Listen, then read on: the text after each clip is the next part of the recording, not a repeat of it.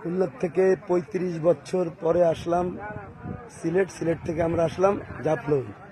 আমার বন্ধুর বাসায়, নাম হচ্ছে নিজেই শোনেন, মোহাম্মদ আলী খান। মোহাম্মদ আলী খান। আর আমি হচ্ছি শেখ অলি। এর ভিতরে গ্যাপে 15 বছর আগে একবার আসা হয়েছিল। তো ওই সময় মোহাম্মদ আলীর বাচ্চা ছোট ছিল, আর আমার মেয়ের বয়স ছিল 20 বছর। তো সেই 20 বছর পরে, মানে 15 বছর পরে আমরা আবার আসছি। 35 বছর পর এখানে আবার দেখা হয়েছে।